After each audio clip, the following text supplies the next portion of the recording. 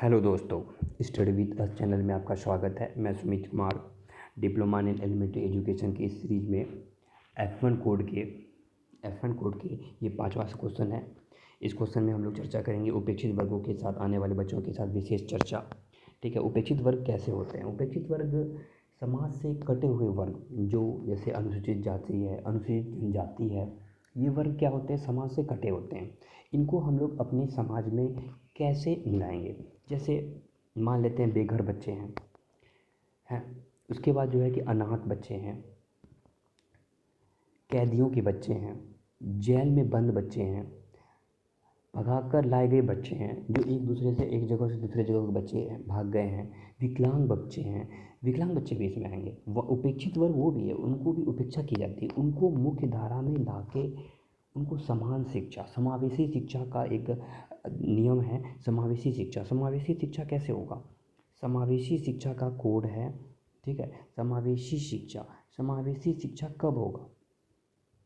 समावेशी शिक्षा, समावेशी शिक्षा इन्हीं उपेक्षित वर्ग और समान बच्चों को एक साथ एक विद्यालय में लाकर मुख्य धारा के साथ जोड़ना ही हमारा जी कर्तव्य है। ये RT act, right to education, RTE act का जो है कि प्रावधान है कि समावेशी कक्षा में जो है कि समान उपेक्षित वर्ग के बच्चे और सामान्य बच्चे दोनों को एक साथ एक छत के नीचे विद्यालय में शिक्षा देना है। ये है आरटी एक्ट का उद्देश्य भी है, ठीक है। ये जो उपेक्षित वर्ग बच्चे हैं, इसमें मैंने पहले ही बता दिया, इनको हम लोग कैसे जो है कि मुख्य धारा में डाल सकते हैं। इनके लिए जो है कि बहुत सारे नियम है। उनको जो है कि हम लोग विद्यालय पहला तो होता है कि ये लोग पहाड़ी इलाकों में कुछ बच्चे बसते हैं, कुछ लोगों के लिए विद्यालय बहुत दूर होते हैं, विद्यालय आसान पहुंच नहीं होता है। तो ये सब जो है कि नियमावली में सुधार करके बहुत सारा अधिनियम है लाया गया। जैसे एक अधिनियम है 2009, शिक्षा का अधिकार अधिनियम 2009, ठीक है। ये लाया गया है जिसके जो है कि 6 से 14 साल के बच्चे 6 से 14 साल के बच्चों को जो है कि निःशुल्क और अनिवार्य शिक्षा देना है, ठीक है। ये सब अधिनियम पारित करके हम लोग उपेक्षित वर्गों को सामान्य बच्चों के साथ में जोड़ना है। इसलिए जो है कि निरंतर जो है कि अधिनियम में सुधार होता है, और ताकि जो है कि ये बच्चे के, जैसे मान लेते कैदियों के बच्चे हैं, जेल में बंद बच्चे हैं, वेश्याओं के बच्चे हैं, भीख मांगने वाले बच्चे हैं, अनाथ या परी बच्चे हैं, ठीक है। ये सब बच्चे को, ये कौन बच्चे हैं? यही है उपेक्षित वर्ग। यदि क्वेश्चन में कुछ नहीं आ रहा है, ये सारा चीज़ लिखो, लेकर आप डिस्क्राइब कर दीजिए। बस क्वेश्चन को एग्ज़ाम में आपको छोड़ना नहीं है। जहाँ तक हो सकेगा मैं डीएलएड का सारा कोर्स पूरा करवाने की कोशिश करूँगा। पीडीएफ मैं टेलीग्राम चैनल में डाल दूँगा, डिस्क्रिप्शन में लिंक डाल दूँगा। आप जो है इसको देखें, वीडियो को एक बार देखें, 2 बार देखें और अपना सेल्फ नोट बनाएं। कोशिश करें कि आप अपना सेल्फ नोट बनाएं। सेल्फ नोट से क्या होगा कि आपको एग्ज़ाम के टाइम में दिक्कत नहीं होगा। देखिए, आप लोग जो है कि एग्ज़ाम में इस कोर्स में इनरोल लिए हैं 1 लाख, 1.5 लाख, 2 लाख, प्राइवेट कॉलेज में इतना फीस है, सरकारी विद्यालयों में 55,000, 21,000 जो फीस है। मैं नहीं चाहता कि मेरे कोई भी भाई बंधु बिहार के हो या बिहार से अन्य बाहर के भी कोर्स जो भी डिप्लोमा कोर्स है, मैं उनका भी कोर्स इस चैनल पे कराऊंगा, ठीक है। मैं नहीं चाहता कि मेरे कोई भी भाई बंधु जो है कि फेल होने के बाद जो है कि यहाँ पे कोई सप्लीमेंट्री एग्ज़ाम का प्रावधान नहीं है। मैं आपको जानकारी के लिए बता दूँ, 17-19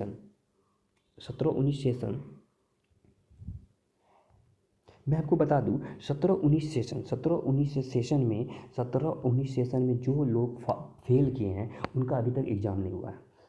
मैं इसलिए नहीं चाहता हूं कि आप लोगों का एग्ज़ाम में छूटे या एग्ज़ाम में कोई क्वेश्चन छूटे। मैं जहां तक कोशिश करूंगा कि आपको सारा कोर्स करा दूं, क्योंकि अभी जो है कि कोरोना काल है, सब विद्यालय बंद है। सारा जहाँ पे इस कोर्स को कराने के लिए एटलीस्ट 15 टीचर, 15 से 16 टीचर, 20 टीचर मिल के जो है कि इस कोर्स को कराते हैं। मैं पूरी कोशिश करूँगा कि आपको सारा सिलेबस कवर करा दूँ, नहीं भी होगा तो इम्पॉर्टेंट क्वेश्चन मैं करा के आपको एग्ज़ाम में अच्छे नंबर दिलवाने की पूरी कोशिश करूँगा। ठीक है, चलते हैं हम लोग उपेक्षित वर्गों के साथ विशेष चर्चा के साथ। उपेक्षित वर्ग के बारे में हम लोग डिस्कस कर लिए। उपेक्षित वर्ग क्या होते हैं? उपेक्षित वर्ग ऐसे वर्ग होते हैं जो हमारे समाज से कटे होते हैं। उनमें किस प्रकार के बच्चे होते हैं? जैसे बेघर बच्चे हो गए, ठीक है, एक जगह से अनाथ बच्चे हो गए, काम करने वाले बच्चे हुए, भीख मांगने वाले बच्चे हो गए, वेश्याओं के बच्चे हो गए, बाल वेश्या हो गए। आजकल बाल वेश्या को भी हम लोग को शिक्षित करना है, उनको उस गटर से निकालना है। ठीक है, जेल में बंद बच्चे हैं, कैदी बच्चे हैं, संघर्ष से प्रभावित बच्चे हैं जिसको जो है कि सुविधा नहीं है, आर्थिक सुविधा नहीं है, सामाजिक सुविधा नहीं है। ठीक है, उसके बाद जो है कि HIV एड्स से प्रभावित बच्चे, सारे बच्चे को हम लोग उपेक्षित वर्ग में डालेंगे। आप सिर्फ वीडियो को 2 बार 3 बार देख लेंगे, आपको टॉपिक को सिर्फ समझना है। ऐसा कुछ नहीं है कि आपको मैट्रिक की तरह जो है कि साइन थीटा कॉस थीटा याद करना है, आपको सिर्फ टॉपिक को समझना है और एग्ज़ाम में लिखना है। ठीक है, चलते हैं आगे। आप स्क्रीनशॉट ले लें, इसके बाद मैं इसका क्वेश्चन को डिस्कस करता हूँ। ठीक है, आई होप आप लोगों ने स्क्रीनशॉट ले लिया होगा। चलते हैं, क्वेश्चन है, यहाँ दिया हुआ है, बच्चे हमारे देश के भविष्य होते हैं। सही बात है, बच्चे हमारे देश के भविष्य होते हैं। बच्चे हमेशा राष्ट्र निर्माता के रूप में होते हैं। एक कहावत है कि हमसे मैं से हम और हमसे हमारा समाज बनता है। कहने का तात्पर्य यह है कि हमारे देश का हर एक बच्चा, ऐसा नहीं है कि जो उपेक्षित वर्ग के बच्चे उनको छोड़ देंगे, हटाओ यार वो क्या करेंगे। अरे उनमें भी टैलेंट है, उन बच्चों में भी टैलेंट है, उनको भी हम लोगों को मुख्य धारा के साथ जोड़ना है। ठीक है, हमारे देश का हर एक बच्चा यहाँ पे क्यों कहा गया कि सभी बच्चे, उपेक्षित वर्ग के बच्चों के बारे में कहा गया। हर एक बच्चा का कहने का मतलब क्या है? उपेक्षित वर्ग के बच्चों को भी हाँ, जो है कि राष्ट्र और हमारे देश के लिए अत्यधिक महत्वपूर्ण होंगे। सारे बच्चे हमारे लिए महत्वपूर्ण हैं। साथ ही साथ एक और बात अधिनियम, अधिकारों और संबंधी दस्तावेज लिखित प्रणालियों में शामिल है। वह यह एक है कि सभी बच्चे जीवन जीने के साथ साथ सुरक्षा, विकास, संपूर्ण सहभागिता के साथ साथ दायित्वों व नियमों का पालन करके जीवन जीना सीख सके। देखिए, सारा जो है कि सभी बच्चा का ये अधिकार है कि उसको अच्छा जीवन मिले, अच्छा विकास मिले, उनको जो है कि ओवरऑल डेवलपमेंट मिले। ठीक है, सारे बच्चे का अधिकार है। उसके लिए नियम भी पारित किया गया है। जैसे RT एक्ट है, RT एक्ट में डाला गया है क्या, 6 से 14 साल के बच्चे को RT एक्ट 2009 में कहा गया है कि 6 से 14 साल के बच्चों को जो कि निःशुल्क एवं अनिवार्य शिक्षा दी जाए। ठीक है, इसके लिए जो है कि घर के परिवार के सदस्य भी उसको रोक नहीं सकते हैं। यदि वो ऐसा करते हैं, उनको बाल मजदूरी करवाते हैं, तो उन पर जो है कि RT एक्ट के तहत जो है कि उन पर कानूनी कार्रवाई भी की जा सकती है। आप लोग ये सब पॉइंट डाल सकते हैं एग्जाम में। ठीक है, आगे चलते हैं। ये नियम और कानून यहाँ देखते हैं। यह नियम और कानून सभी बच्चों के लिए समान होते हैं। सरकार उन्हें सारी सुविधाएं सुरक्षा प्रदान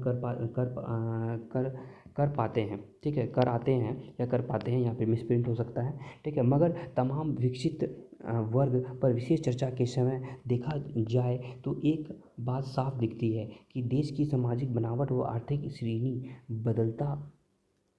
बदलता सभी के लिए एक जैसी शिक्षा सिद्धांत के सामने सवाल प्रश्न खड़ी कर देती है। यहाँ पे कुछ मिसप्रिंट है, मैं आपको बता देता हूँ, क्योंकि ये मैंने अपने नोट से जो है कि इसको प्रिंट किया है। ठीक है, इसमें जो है कि ये सारे जो है कि ये जितने भी अधिनियम हैं, जितना भी जो नियम कानून है, ये कभी न कभी जो है कि हमारे लिए एक सवाल खड़ा करता है। सवाल क्या खड़ा करता है कि ये लोगों को खंडों में बांटता है। दो खंड मतलब क्या हो गया? खंड मतलब हो गया कि हम लोग के जो है एक अमीर वर्ग हो गया, एक गरीब वर्ग हो गया। एक वर्ग को सारा सुविधा मिलता है, दूसरे वर्ग को वंचित कर सकता है। कि ये सब नियम सिर्फ बड़े लोगों के लिए है, ये छोटे लोगों के लिए सिर्फ महज एक टुकड़ा है, कागज़ का टुकड़ा है, ऐसा सिर्फ देखने को मिलता है। ठीक है, आगे देश के स्वतंत्रता प्राप्ति के बाद भी, आप इसको पहले स्क्रीनशॉट ले लें। यदि आप इसको नोट्स बनाना हो तो आप इससे नोट बना सकते हैं, मैं टेलीग्राम पे इसका PDF भी दे दूँगा। ठीक है, देश के स्वतंत्रता प्राप्ति के बाद भी आज दलित बालक बालिकाओं की स्थिति में ज़्यादा सुधार देखने को नहीं मिला है। आज भी जो है कि आज़ादी हो चुका है, फिर भी जो है कि दलित बालक बालिकाओं का स्थिति वैसा ही है। आज इनकी स्थिति लगभग उसी तरह बनी हुई है। अनुसूचित जाति एवं जनजाति के बालक, खासकर बालिकाओं की स्थिति अत्यंत गंभीर बना हुआ है। ठीक है। बालिकाओं की स्थिति, वहाँ पे दलित स्थिति में क्या है कि जो बालिकाओं की शिक्षा पे तो वो लोग जोर ही नहीं देते हैं, और जो है कि उनकी स्थिति पहले तो वहाँ पे शिक्षा का अभाव था, शिक्षा का अभाव हुआ है तो वहाँ पे क्या हो गया कि बालिका की स्थिति आज भी उसी तरह है। ठीक है, आगे देखते हैं। बालिकाएं बहुत पीछे हैं। ठीक है, बालिकाएं बहुत पीछे हैं। आदिवासी एवं दलित समुदाय में बालिका शिक्षा की स्थिति काफ़ी बुरी है। ठीक है, आगे देखते हैं। बालिकाएं अभी भी 50% से कम ही शिक्षा प्राप्त कर पाते हैं। आज एक आंकड़ा दिया गया है कि 50% से कम ही गर्ल्स लोग जो है कि शिक्षित है। हमारे संविधान में होगा, हमारे संवैधानिक प्रावधान अनुच्छेद 46 को होगा यहाँ पे, अनुच्छेद 46 के अनुसार, अनुच्छेद के 46 के अनुसार जो है कि राज्य विशेष सावधानी के साथ समाज के कमज़ोर वर्ग, विशेष वर्ग, अनुसूचित जाति, शैक्षणिक एवं आर्थिक हितों में विकास को बढ़ावा देगी और सामाजिक अन्याय, सभी प्रकार के सामाजिक शोषण से उनकी रक्षा का दायित्व भी लेगी। स्वतंत्रता प्राप्ति के बाद भारत सरकार की अनुसूचित जाति, अनुसूचित जनजाति के शैक्षिक आधार को सुदृढ़ करने के लिए कई कदम उठाए गए हैं। आजकल जो है कि बहुत सारा कदम उठा, डेली योजना बनता है, कोई योजना जो है कि ज़मीनी स्तर पर काम नहीं करता है। सिर्फ ये एक क्वेश्चन बोल सकते हैं, एक क्वेश्चन बन जाता है बच्चों को एग्ज़ाम में लिखने के लिए। ठीक है, फिर भी हम लोग का क्वेश्चन है, हम लोग पढ़ते हैं, आगे देखते हैं।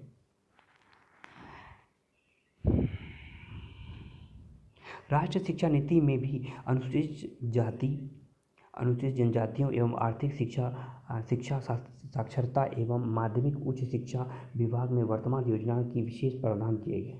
इन लोगों के लिए जो है कि आर्थिक पैकेज दिया जाता है। ठीक है, यदि ST SC के लिए जो फेल करते हैं तो उनको पास करते हैं तो उनको तो प्रोत्साहन राशि देते हैं। ठीक है, उनको जो है कि बहुत सारे जो है कि साइकिल वितरण है, ये सब जो है कि शिक्षा को बढ़ावा देने के लिए, साइकिल योजना है, मध्याह्न भोजन है, पोशाक योजना है, ये सब सारा योजनाएं जो है कि शिक्षा को स्तर को बढ़ाने के लिए किया गया है। ठीक है, आगे देखते हैं।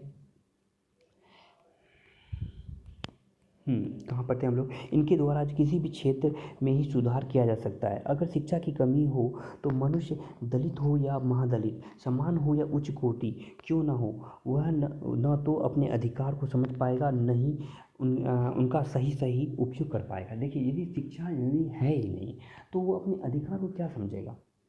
पहली बात है, यदि आपको शिक्षित ही नहीं किया जाएगा तो आपको क्या, आपकी वैल्यूज़ है क्या, आपके पावर्स हैं क्या, आपको मौलिक अधिकार दिया गया है कानून में। ठीक है, ये जब तक होगा ही नहीं तो हम लोग कैसे जो है कि इन अधिकारों की बात कर पाएंगे। ठीक है, उसके लिए पहले ज़मीनी स्तर पे काम करना होगा। देखते हैं नीचे, उपेक्षित वर्गों से आने वाले बच्चों की मानसिक एवं आर्थिक समस्याएं और कारण जो निम्नलिखित हैं। आखिर उपेक्षित वर्ग से आने वाले बच्चों की क्या मानसिक स्थिति, क्या मेंटल सिचुएशन क्या होता है जो वो लोग शिक्षा प्राप्त नहीं कर पाते हैं, क्या उनकी आर्थिक इकोनॉमिकल कंडीशन कैसा होता है जो वो शिक्षा से नहीं जुड़ पाते हैं। दलित बालक बालिकाओं को बीच में ही विद्यालय से, पहला पॉइंट क्या है, दलित बालक बालिकाओं के बीच में ही विद्यालय से दूर होकर कामकाज को प्राथमिकता देनी पड़ती है। सही बात है। दलित बालकों में क्या होता है कि उनको जो है कि खेती में काम करना है, बांस काटने जाना है, सूप बनाना है, उसके बाद जो टोकरी बेचना है, बहुत सारे काम हैं। दलित लोग क्या करते हैं तो उनको जो है कि अरे स्कूल जाएगा तो क्या करेगा, यहाँ पे आएगा टोकरी बनाएगा। ठीक है, ये सब है। तो उनको जो है कि विद्यालय को बीच में स्टॉप करके बस काम करने जाना है। ठीक है, आगे देखते हैं। पॉइंट दूसरा, स्कूल का दूर होना, साधन का कम होना, उनकी आर्थिक स्थिति कमज़ोर होना, उनकी शिक्षा में बाधक होते हैं।